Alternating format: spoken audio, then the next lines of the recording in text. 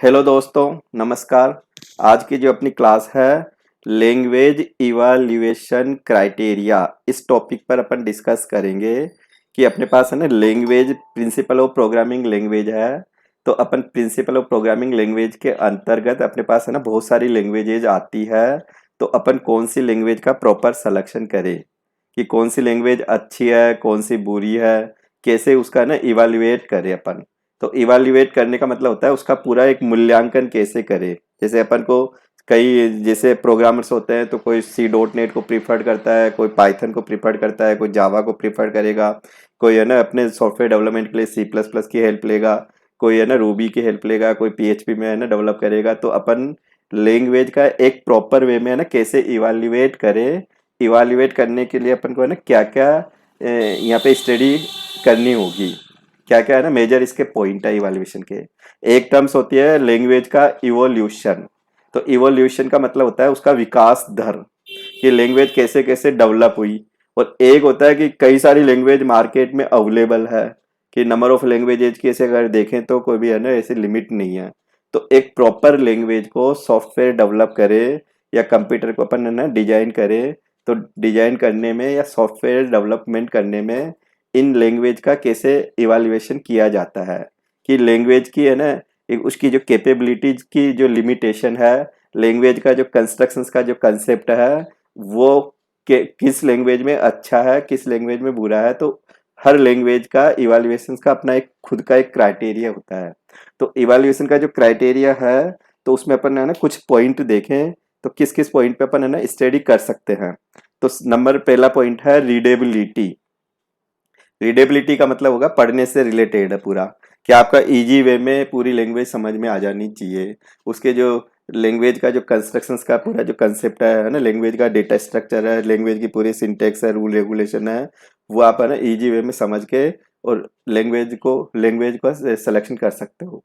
दूसरा होता है राइटेबिलिटी, है ना। तीसरा होगा आपका रिलायबिलिटी, मतलब विश्वसनीयता। चौथा फैक्टर होता है कॉस्ट। तो चार तो आपके मेजर फैक्टर है। तो ये तो है ना पॉइंट आपको याद हो जाना चाहिए कि कोई भी अपन लैंग्वेज का इवैल्यूएशन कैसे करें। तो readability, writability, reliability, cost. Cost factor भी इफेक्ट करेगा। कई लैंग्वेज मान लो कि इतनी कॉस्टिंग है तो अपन उसमें काम ही नहीं कर सकते, परचेज करने में बहुत ज़्यादा अपनी अमाउंट यूज हो जाए, या फिर उसको अपन यूज करें तो उसको पूरा अपन को ट्रेनिंग दे, है ना, अपन को अपने जो वर्कर्स है उनको ट्रेनिंग दे तो बहुत ज़्यादा अपने है ना कॉस्ट आ सकती है। तो कॉस्ट फैक्टर भी बहुत ज़्यादा इफेक्ट करता है लैंग्वेज के इवैल्यूएट को। फिर एक हो गया जनरलिटी हो गया, एक हो गया एक्सटेंसिबिलिटी हो गया, स्टैंडर्डिलिटी हो गया, एक हो गया आपका सपोर्ट फॉर इंटरनेशनलिज्म, इंटरनेशनलाइजेशन। तो ये अपने पास है ना ये 8 पॉइंट है टोटल। मतलब ये आपके टोटल पॉइंट हो गए, 8 पॉइंट हो गए। तो इन 8 पॉइंट को लेके लैंग्वेज का अपन इवैल्यूएशन कर सकते हैं। तो अपन अब इसको थोड़ा सा डिटेल में और देखें। तो सबसे पहले होना कि इवैल्यूएशन का क्राइटेरिया का क्या मतलब है। तो इवैल्यूएशन क्राइटेरिया का जो मतलब होता है कि जो इवैल्यूएशन होता है ना मूल्यांकन, कि कैसे इवैल्यूएट करें, कि उसका इवैल्यूएशन का क्या क्राइटेरिया होगी। तो कोई भी प्रोग्रामर होगा तो ये जो इवैल्यूएशन क्राइटेरिया है, तो एक सेट जो होगा इसका, तो ये प्रोग्रामर्स की हेल्प करेगा। अब किस क्या हेल्प करेगा, helps the programmer to realize the extent of the capabilities of a language and its constructs का निर्माण करना। तो प्रोग्रामर्स की किसी लैंग्वेज और उसके निर्माण की क्षमताओं की सीमा का रियलाइज को होता है एहसास, महसूस करवाना, एहसास करने में मदद करता है।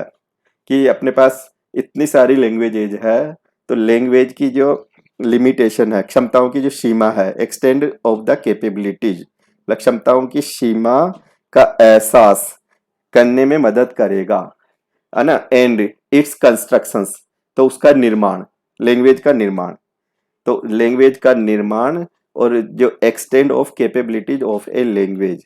तो ये प्रोग्रामर्स को पूरा है ना जो ए सेट ऑफ इवैल्यूएशन का क्राइटेरिया है, ये प्रोग्रामर्स को हेल्प करेगा।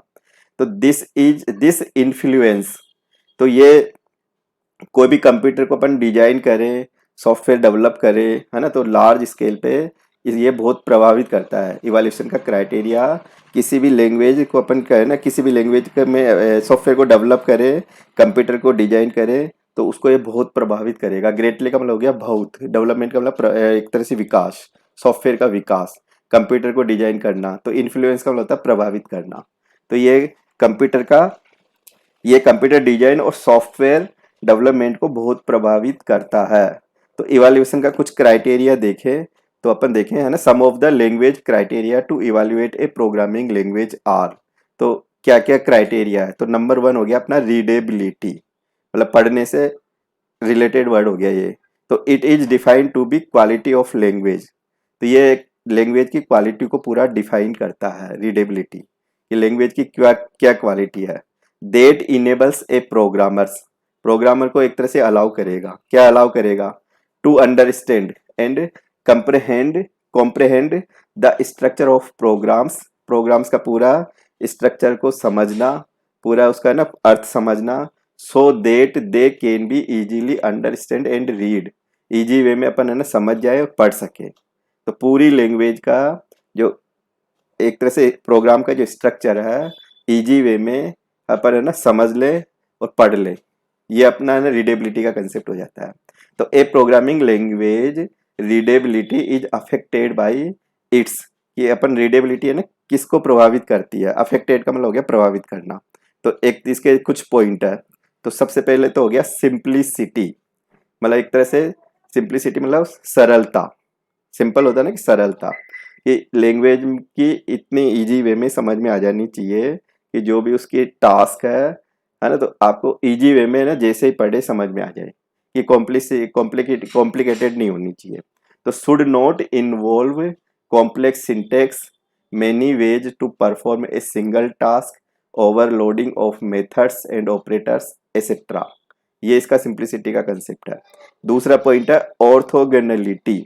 ऑर्थोगोनलिटी का जो मतलब होगा कि अपन सेंटेंस का जो कोई भी अपन जैसे यूज करेंगे, प्रिमिटिव डेटा का यूज करेंगे, तो इजी वे में दो स्टेटमेंट को भी कंबाइन करें, तो वो आपका ना इजी वे में आपको समझ में आ जाना चाहिए और छोटे फॉर्म में हो जानी चाहिए।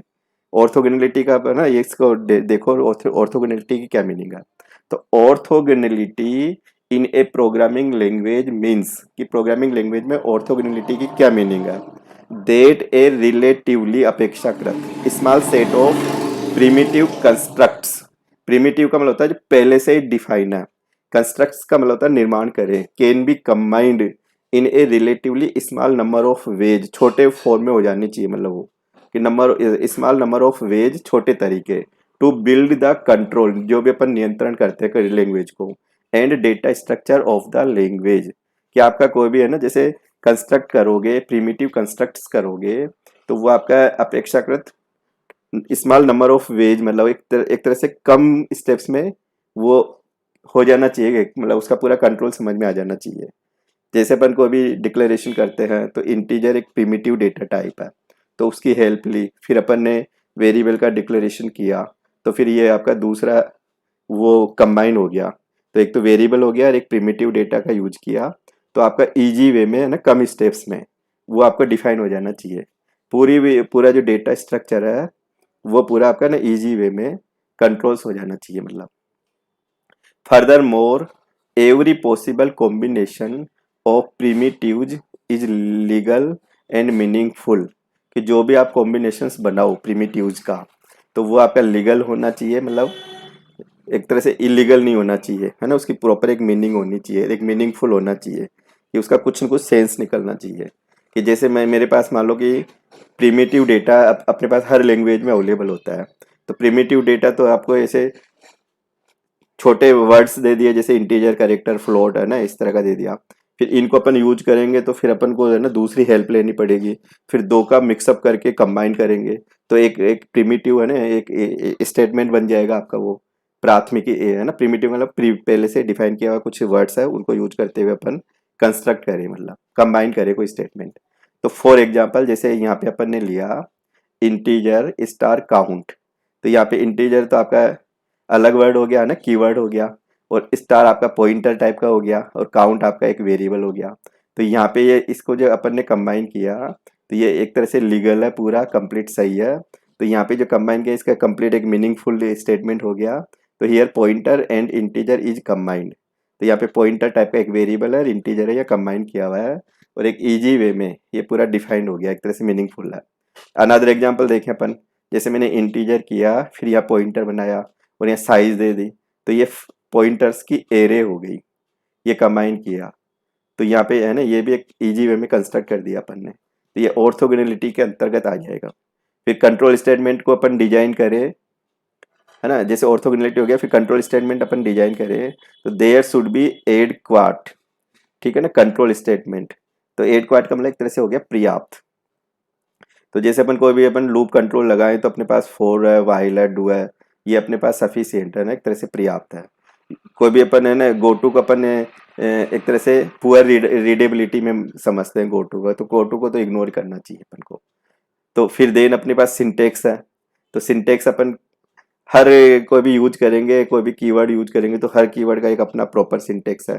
तो सिंटेक्स भी इस तरह से होना चाहिए कि आपको है ना इजी वे में एक तरह से उसका रीडेबिलिटी का कंसेप्ट हो जाना चाहिए। तो syntax design affect the readability, syntax भी है ना रीडेबिलिटी को अफेक्ट करता है इन द फॉलोइंग वे। तो आइडेंटिफायर फॉर्म्स, तो आइडेंटिफायर मतलब एक तरह से होता है ना जिसमें अपन डेटा वैल्यू को होल्ड करते हैं, डेटा को जिस जिस जिसके थ्रू अपन पहचान करेंगे, वो आपके आइडेंटिफायर हो गया। मतलब तो कोई भी सिंटेक्स अपन यूज करेंगे तो आइडेंटिफायर का तो उसमें यूज होगा। तो restrictions to every short length, है ना, of identifier is a barrier to readability, कि अपन कोई भी आइडेंटिफायर ऐसा ले कि वो आपको इजी वे में है ना समझ में आ जाना चाहिए और रीड हो जाना चाहिए। ये ऐसे अपन ने कोई ऐसे लंबा चौड़ा आइडेंटिफायर लेके नहीं चलते। आइडेंटिफायर अपन मैक्सिमम जो लैंग्वेज में लेके चलते हैं वो 8 कैरेक्टर्स तक की है, वैसे तो मोस्टली रिकमेंड करते हैं अपन। एक फिर नेक्स्ट हो गया आपका स्पेशल वर्ड। तो स्पेशल वर्ड है जो पहले से है ना प्री डिफाइन होते हैं वो कंपाइलर में, है ना, कोई भी लैंग्वेज अपन बना यूज करेंगे तो उस लैंग्वेज में कुछ स्पेशल वर्ड्स भी होते हैं। तो ये आपके पूरे सिंटेक्स को पूरा वो सिंटेक्स के अंतर्गत आ जाते हैं ये स्पेशल वर्ड्स। तो स्पेशल वर्ड्स लाइक वाइल है, फोर है, क्लास है, इंट है, अफेक्टेड द रीडेबिलिटी, ये रीडेबिलिटी को अफेक्ट करते हैं मतलब ऑफ एनी लैंग्वेज।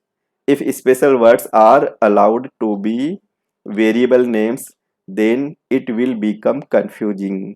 तो कई बार अपन को है ना वेरिएबल्स नेम और स्पेशल वर्ड्स है ना कई बार कंफ्यूजन कर देते हैं। तो वेरिएबल्स का थोड़ा सा अलग है ना अपने पास वो हो गया कि वही वेरिएबल में है ना ये नहीं आने चाहिए स्पेशल वर्ड्स। अगर ये मान लो आपने स्पेशल वर्ड्स और वेरिएबल के थोड़े से मिलते जुलते वो ले लिए, सिमिलर टाइप के ले लिए वर्ड्स, है ना, या आपने उसमें किसी में अंडर स्कोर लगा दिया, किसी में वो लगा दिया, तो थोड़ा सा कन्फ्यूजन कर सकते हैं मतलब ये। फिर नेक्स्ट हो गया अपना डेटा टाइप्स एंड स्ट्रक्चर। तो हर लैंग्वेज में डेटा टाइप्स की थ्योरी होती है, हर लैंग्वेज में ना स्ट्रक्चर्स की थ्योरी होती है। तो लैंग्वेज शुड इन्वॉल्व एडक्वाट, है ना, facilities for defining data types. Her language में ये आपके है ना इन्वॉल्व होना चाहिए, पूरी है ना पर्याप्त फैसिलिटीज होनी चाहिए डेटा टाइप्स की, क्योंकि कोई भी अपन काम करेंगे तो बिगर डेटा टाइप्स कंप्यूटर कैसे समझेगा ना, बिगर डेटा टाइप्स आप काम कर ही नहीं सकते। कि आपका जो डेटा यूज करोगे इंटीजर डेटा, आपका float data, character data, string data, तो एक प्रॉपर वे में पूरा इन्वॉल्व होना चाहिए लैंग्वेज में। तो ये फैसिलिटीज होनी चाहिए डेटा टाइप्स की एंड स्ट्रक्चर की, ये पूरी रीडेबिलिटी को इफेक्ट करती है। तो data types and data structure, for example जैसे टाइम आउट इक्वल 1 है, इज अनक्लियर, अब इसको डायरेक्ट यूज कर लिया तो ये अनक्लियर है ना, as compare to time out equal true, तो ये ट्रू से ये है ना इससे ये क्लियर हो जाता है कि ये टाइम आउट है, 0 और 1 है ना, ट्रू और फॉल्स दो इंडिकेशन रखेगा। तो कई बार ये वैल्यू से वो डेटा टाइप डिफाइन हो जाता है। फिर नेक्स्ट अपन देखें राइटेबिलिटी। राइटेबिलिटी का जो अर्थ होगा पढ़ने से ये होगा, लिखने से मतलब रहेगा अपना, कि कोई भी अपन रिटिन वर्क करेंगे तो वो राइटेबिलिटी का कंसेप्ट होगा। तो आपका ये सेकंड पॉइंट होगा राइटेबिलिटी, ये वाला। तो it is measure of how easily and conveniently a language can be used to create code, कि अपन को है ना मान लो कि कोड पूरा है ना रीडेबिलिटी का कंसेप्ट आपके माइंड में क्लियर हो गया, तो अब हर लैंग्वेज में फिर कोड को लिखने का कंसेप्ट आएगा।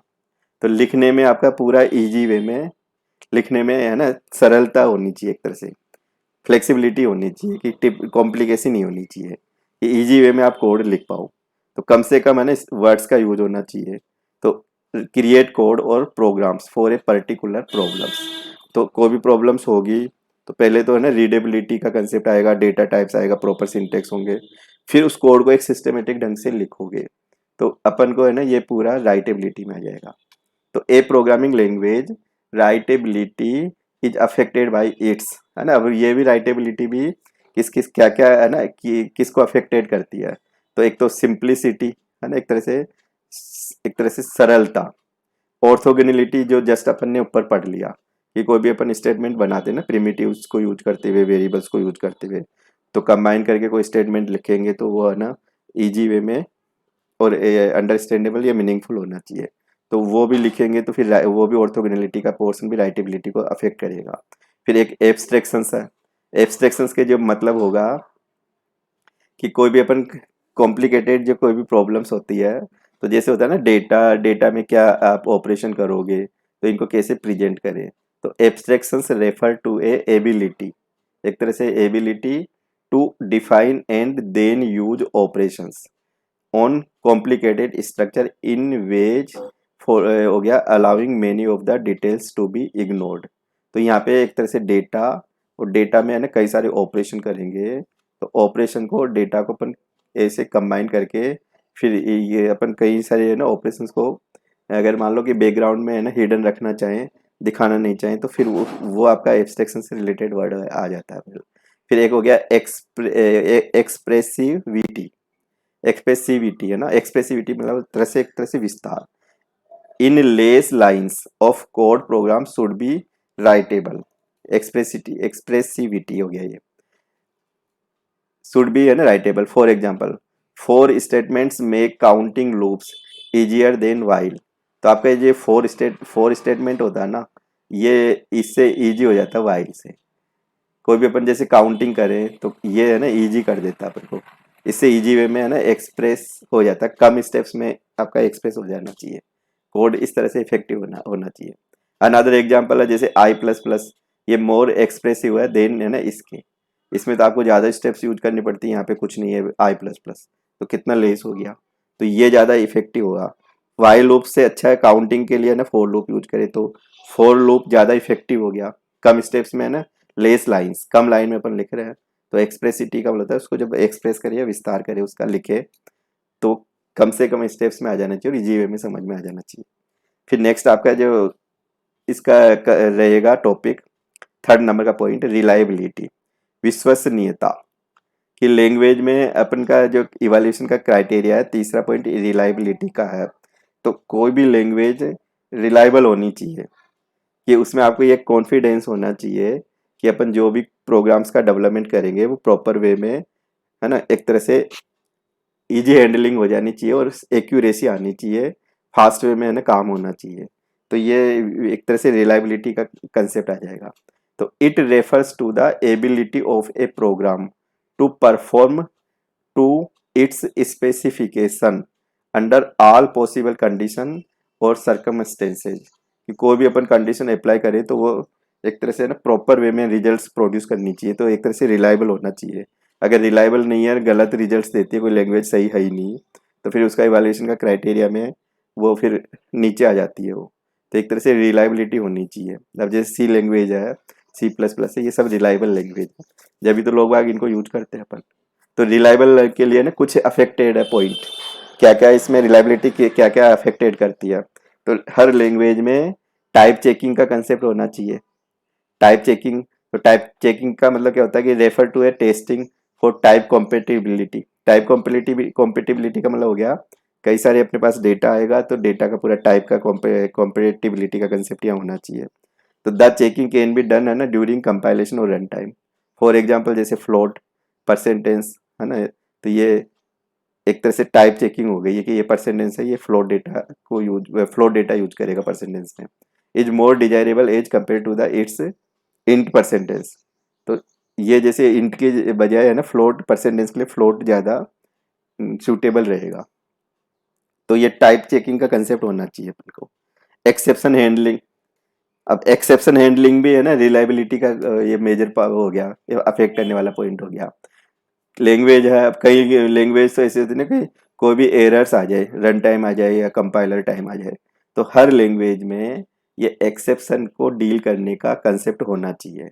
जितने भी ये 72 से पहले वाली लैंग्वेज थी उसमें एक्सेप्शन का कंसेप्ट नहीं था। अब जितने भी अपकमिंग जो लैंग्वेज जो आ रही है उनमें सब में एक्सेप्शन हैंडलिंग का कंसेप्ट है।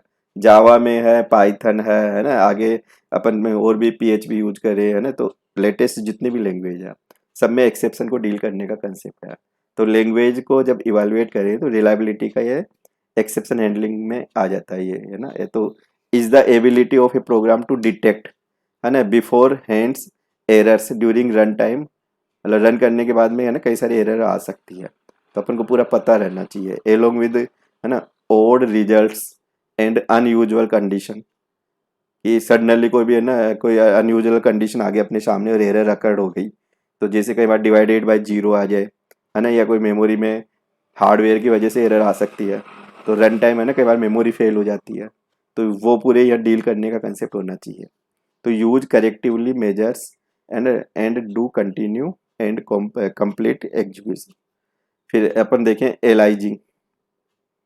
अब एलाइजिंग का जो मतलब होगा, कई बार क्या होता है कि सेम जैसे अपने पास फाइल है या सेम वर्किंग एरिया, ए और बी दो अलग अलग वर्किंग एरिया है। अब सेम एरिया में कोई भी है ना सेम नाम से कोई वेरिएबल्स आ गया है, तो उसको फिर कैसे डिफ्रेंशिएट करें, तो उसमें एलाइजिंग का कंसेप्ट आ जाता है। जैसे अपन ने मान लो कि एक्स कोई नाम है और एक बी एरिया में भी एक्स है। अब इसको अपन कैसे करें, तो ए एरिया में जैसे ए है तो ए डॉट करे, या है ना ए यहाँ पे बी डॉट करूँ, तो ये एक एलाइजिंग की थ्योरी आ जाती है। कई बार अपन मल्टीपल फाइल्स यूज करें, मल्टीपल फाइल्स को फिर कैसे है ना वर्किंग एरिया को कैसे यूज करोगे, तो फिर एलाइजिंग की थ्योरी चलती है।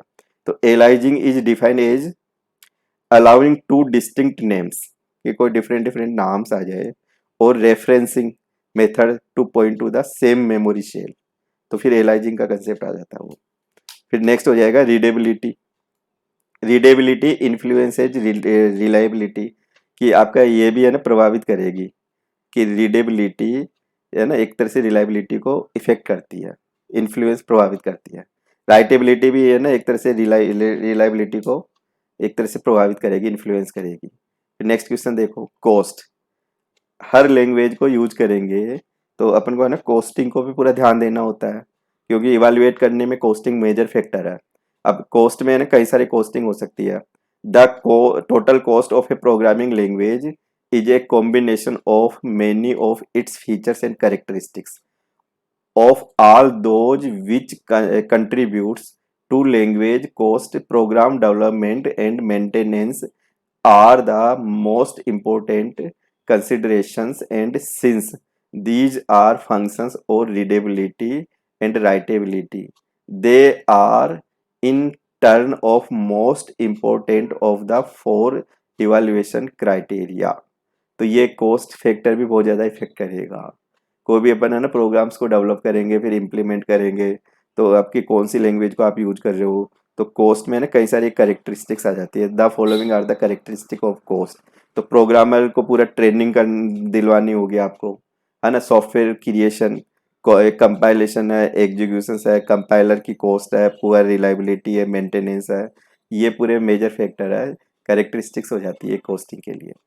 फिर नेक्स्ट अपना पॉइंट आ जाता है जनरलिटी, है ना। जनरलिटी का मतलब होता है एक तरह से सामान्यता। Language should not be a limited to specific in application only, कि लैंग्वेज में है ना एक तरह से एक लिमिटेड स्पेसिफिकेशन नहीं होनी चाहिए, कि उसमें और भी है ना कई सारी फैसिलिटीज होनी चाहिए, कि एक स्पेसिफिक पर्पज के लिए वो अवेलेबल नहीं होनी चाहिए, तो वो इवाल्यूएशन के क्राइटेरिया को इफेक्ट करता है ये भी। एक्सटेंसिबिलिटी, कि लैंग्वेज कोई भी अपन इवालुएट करें तो लैंग्वेज में ये एक्सटेंसिबिलिटी का कंसेप्ट होना चाहिए, ये उसमें ऐसी फ्लेक्सिबिलिटी होनी चाहिए, कोई फीचर्स अपन बढ़ाना चाहे तो है ना, कोई उसमें ना नया इम्प्रूवमेंट करना चाहे तो यूजर खुद कर ले। तो should be flexible, must be able to add new constructs, है ना। अपन को ये इतनी उसमें कैपेबिलिटी होनी चाहिए कि अपन नया उसमें कुछ कंस्ट्रक्ट कर ले। मतलब एक स्टैंडर्ड एबिलिटी हो गया, पूरी एक स्टैंडर्ड एक पूरा प्लेटफॉर्म पे चलनी चाहिए। मतलब लैंग्वेज शुड बी है ना प्लेटफॉर्म इंडिपेंडेंट। प्लेटफॉर्म इंडिपेंडेंट का ये मतलब होता है कि अगर आपका स्टैंडर्ड एबिलिटी है तो हर लैंग्वेज पे वो लैंग्वेज चलनी चाहिए। मतलब जैसे जावा लैंग्वेज है, प्लेटफॉर्म इंडिपेंडेंट है। कई लैंग्वेज होती है जो पर्टिकुलर प्लेटफॉर्म के लिए ही बनी हुई है कि एक प्लेटफॉर्म पे बना दी तो फिर दूसरे प्लेटफॉर्म पे काम नहीं करेगी। तो इवेलुएट को ये इफेक्ट करती है स्टैंडर्ड है ना, स्टैंडर्डेबिलिटी। फिर सपोर्ट फिर इंटरनेशनलाइजेशन कि आपके कोई भी अपन लैंग्वेज का जो इवेलुएट करते हैं तो लैंग्वेज में जैसे होता है ना डेट टाइम करेंसी, तो ये इंटरनेशनल सपोर्ट करना चाहिए। अगर सपोर्ट नहीं है तो फिर उसका इवैल्यूएशन का क्राइटेरिया डाउन हो जाएगा। तो कई सारा है ना इवैल्यूएशन का क्राइटेरिया है। तो ये अपन को मेजर 8 पॉइंट को लेके लैंग्वेज को है ना इवैल्यूएट कर सकते हैं कि मूल्यांकन का क्या मानदंड है कि लैंग्वेज इतनी सारी है, कौन सी लैंग्वेज का अपन सिलेक्शन करें।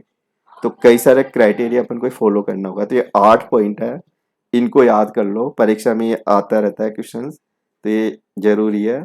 जिसमें 4 मेजर पॉइंट तो इम्पोर्टेंट है, फिर इनके सब पॉइंट है ना, तो सब पॉइंट को पूरा थोड़ा थोड़ा ना याद करो। आज की क्लास को अपन यहीं पे एंड करेंगे।